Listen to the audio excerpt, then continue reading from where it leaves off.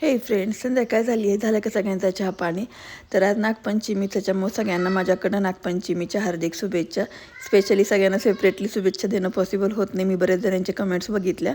ताई सगळे म्हणत होते हे नागपंचमीच्या हार्दिक शुभेच्छा. सो तुम्हाला माझ्याकडनं पण नागपंचमीच्या हार्दिक शुभेच्छा. आज काय झालं होतं, माझ्या अंगामध्ये भूसंचर लागतं झालं होतं नाही का. काल भावाचा उपास, आज श्रावणातला पहिला सोमवार उपास, त्याच्यामुळं आता काय सणासुदीचे दिवस चालू झाले. म्हणलं तर घर क्लिनिंग वगैरे करायला घ्यावं.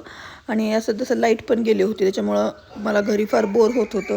मग काय केलं, मग बसण्यापेक्षा म्हटलं तर आता गार्डनिंग करायला घ्यावं. त्याच्यामुळं मी सगळं पाठीमागचं, हे आमचं बॅकग्राऊंड एरिया आहे फ्रेंड्स, पाठीमागचा एरिया आहे तो क्लिनिंग केला मी. त्या दिवशी तुम्ही माझं नर्सरीत मी गेलेल्याचा व्हिडिओ पाहिला ना, मी त्यातून खूप अशी सुंदर सुंदर झाडं आणली होती फ्रेंड्स. गुलाबाची तर मी 5-6 झाडं आणली.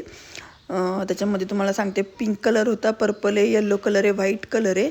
आणि वरती पण मी अशी हँगिंग पॉट आणली होती. ते पण बघा ना किती फ्रेंड्स छान दिसतात ना फ्रेंड्स. असं झाडं लावली ना घराच्या आजूबाजूला तर किती सुंदर असं वाटतं ना.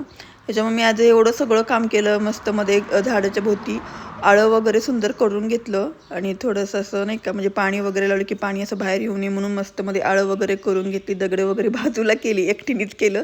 सकाळपासून नाही का मी एकटी हेच काम करत होते. आज लाईटच नाही आमच्याकडे, दिवसभर झालं. त्याच्यामुळे आज हे सगळं गार्डनिंगचं काम करून घेतलं. आणि पेरिविंकल पण लावलं होतं. ॲक्च्युली मला एकच झाड मिळालं पेरिविंकलचं.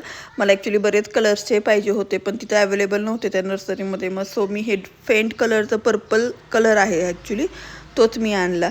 हे बघा ना, येल्लो कलर तर किती सुंदर दिसतो ना गुलाबाचं. मला फार आवडतं येल्लो कलर. तुम्हाला कोणता आवडतो गुलाबाचा कलर ते मला कमेंट करून सांगा फ्रेंड्स. आणि हा थोडासा व्हाईट शेडमध्ये, व्हाईट प्लस पिंक शेड आहे, त्याला पण आता एक मस्त कळी आलेली आहे. ते पण तो उमलेल मस्तमध्ये. आणि हे अशी वरती झाडं लावली होती. हे सगळं मी एकटीने आज झाडं वगैरे लावून सगळी कामं पटपट उरकून टाकली. म्हणलं गार्डनिंग करून घ्यावं नाही का. अंगण स्वच्छ वगैरे करून घेतलं मस्तमध्ये. आणि 2 दिवस झालं मला सलग 2 दिवस उपास, त्याच्यामुळे आता उपास पण सोडला नाही, काही नाही. मस्तमध्ये पूर्णतः स्वयंपाक वगैरे करून घेतला होता. आता संध्याकाळीच उपास वगैरे सोडायचा, पण लाईट काय आलीच नव्हती. हे बघितलं ना, सगळं घराच्या बॅकग्राऊंडचा माझा एरिया आहे फ्रेंड्स.